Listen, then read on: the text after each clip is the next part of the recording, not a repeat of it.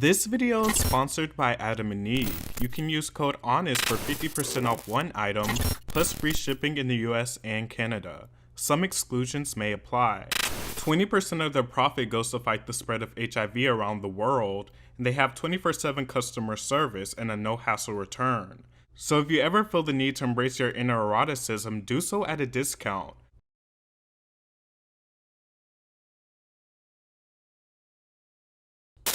For those of you who don't know, the Good Girl Gone Bad model is a model that is commonly used by young female pop stars when they are transitioning into more mature topics and a more adult image. This type of model has existed for quite some time, even before it got its official name.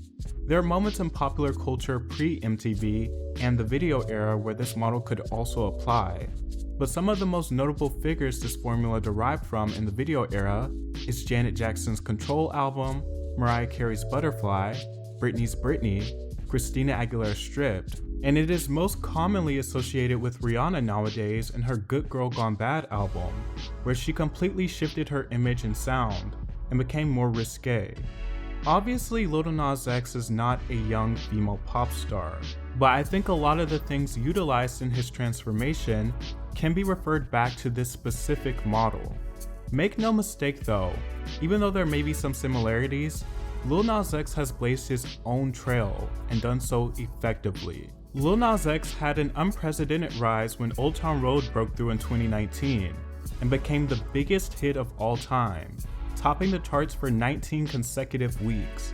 Unbeknownst to the public at the time, he was a closeted gay man who was topping, no pun intended, the hip-hop, pop, and country charts, helped by a Billy Ray Cyrus remix and various other remixes.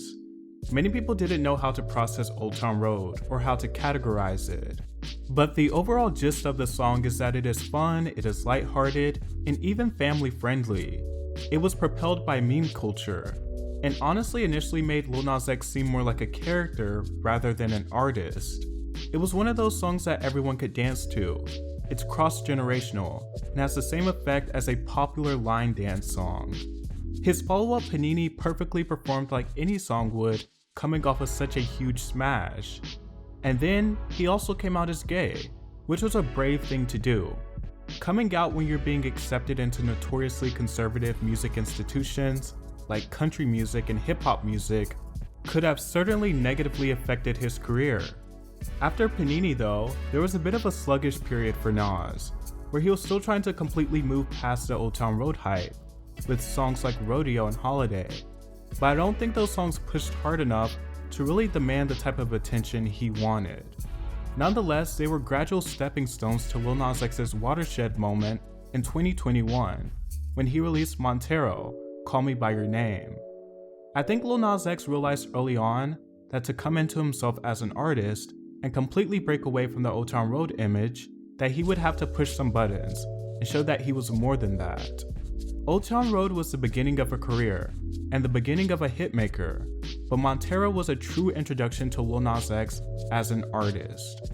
Playfulness is something that is obviously a key factor in Lil Nas X as an artist, and he kept that alive with Montero. The song thematically is a pretty uninhibited song about gay sex. Some have referred to this song as the gayest song to go #1. And due to the underrepresentation of gay men who explicitly talk about gay topics in popular music, it's hard to argue against not only this being the gayest #1, but the gayest hit of all time. At least thus far. There's no innuendos, he is explicit and blatant. It's not a female pop star extending their allyship and voices to the gay community, which is more of a pop tradition at this point. It is from the viewpoint of a black gay man telling his experience and story firsthand.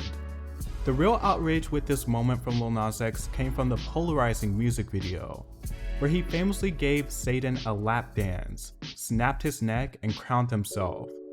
The outrage mostly came from his alignment with Satan, but for Lil Nas X, someone who grew up commonly hearing that he would go to hell for being gay, this was a statement of reclamation for him. But I do want to say I do understand how something like this could cause outrage, and I also think Lil Nas X understood the outrage was coming. I don't think he was oblivious to it. He went from this family-friendly funny guy to this immediate homocentric, sexually explicit rapper who used religious and satanic imagery. He received immediate backlash from celebrities, some within the same field as him, conservative groups, and commentators, and various religious groups. He received backlash from all of them.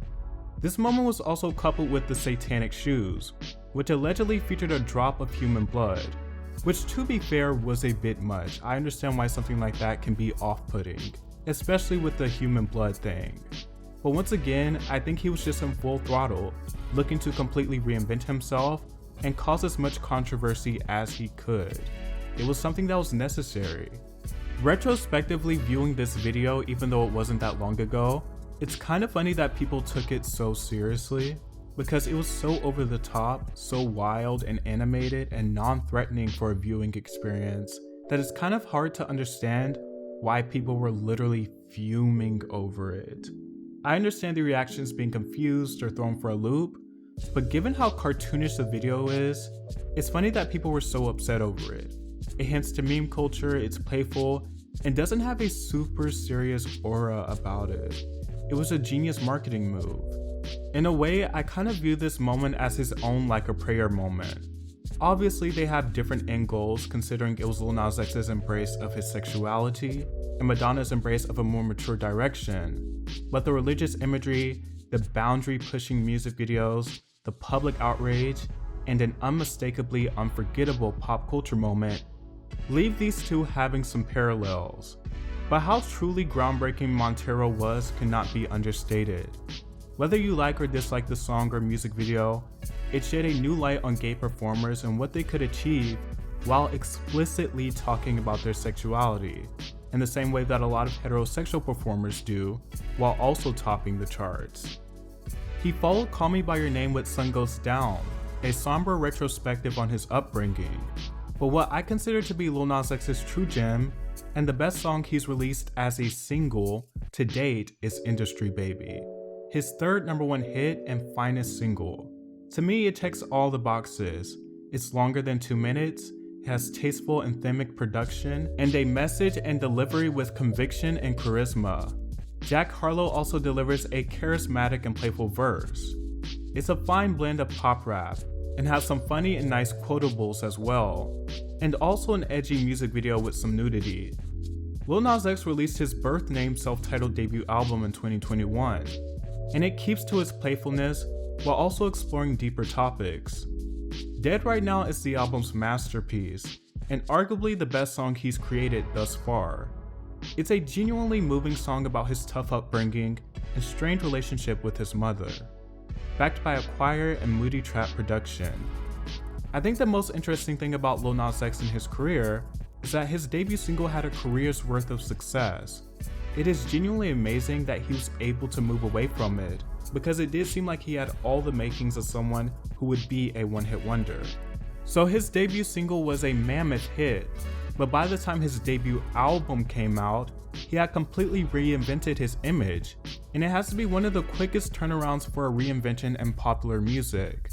And I think this is something that could have only happened in the singles and streaming era, which gives acts more time to test the waters and not exactly always having to commit to a full album. The entire rollout and process also showed just how media and social media savvy Lil Nas X is, effectively cementing himself as one of Gen Z's burgeoning music stars.